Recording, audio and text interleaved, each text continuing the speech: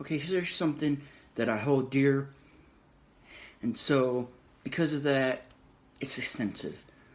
And I don't think the person's going to reply to me, but I made a reply, and I thought it would be good to actually record it and share it as a video in itself.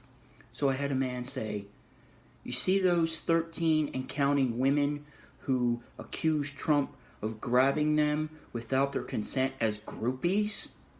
Have you listened to how they talk about those experiences?"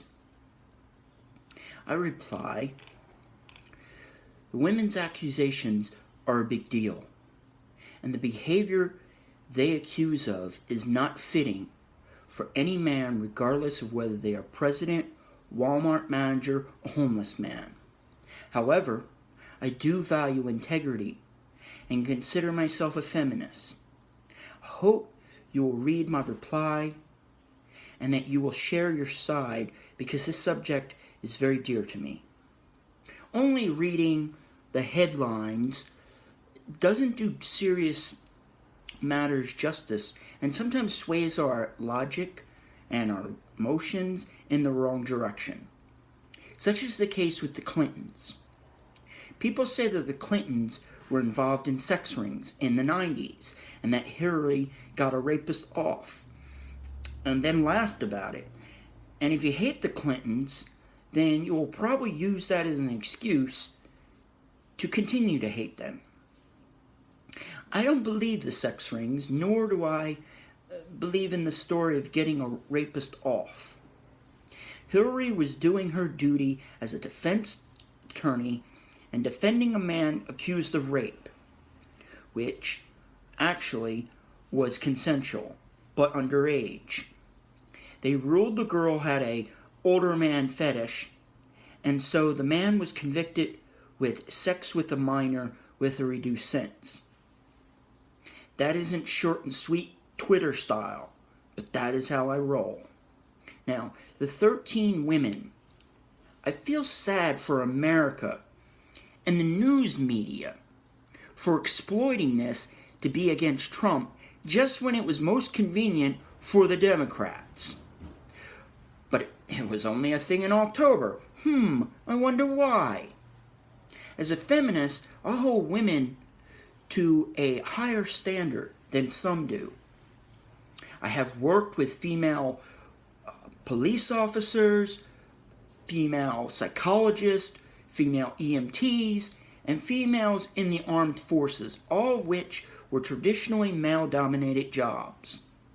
I didn't treat them like princesses. I treated them like men, but accustomed to their personality.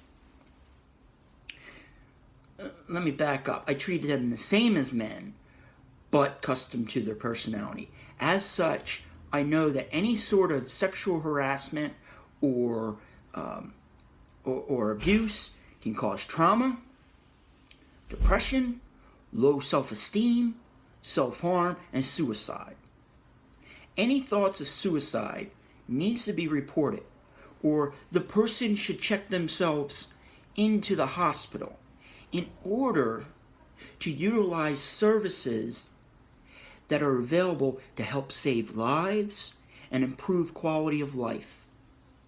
If you crash into someone's car, you should report yourself.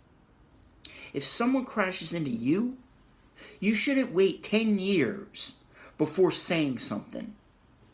If you have unprotected sex, you should get tested. And if you're positive of STD, then your sex partners should be informed. That is responsibility.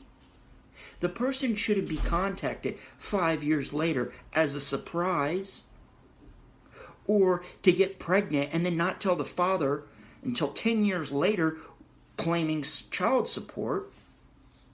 And for the girls in America, we should be urging them that sexual harassment or abuse of any kind is not acceptable. We show this isn't acceptable by reporting and spreading the news that healing services work. The power of recovery isn't in me, or he. The power. Damn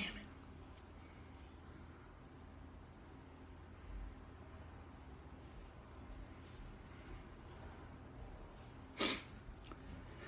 Okay. If it occurs, call or visit a crisis center. Then get screened at their clinic. Talk to their doctor, a social worker, a therapist, priest, rabbi, pastor. Report criminal activity to the police. Open up to trusted family members and get the word out, letting your story be known in the moment because it helps prevent future women from being abused. Not waiting. And volunteer help at least once a year to a place that is treating the wounds of injured women. Showing up decades later in the last month of a presidential campaign and saying that the only reason I am talking to the media and not anyone else is because I don't want him as president is a pretty obvious indication of my motives. Past injuries happen. We can't change them. But we can send the message that our story might help prevent unnecessary injuries in the future to people we won't know. Staying silent can hurt our fellow Americans. In the end, I find their half-hearted attempts of only telling the media when it was convenient for them without any concern for others is a mockery of what I hold dear as a feminist, believing we all have a responsibility to report now to prevent future unknown injuries to others. Hope you will give me your side of things.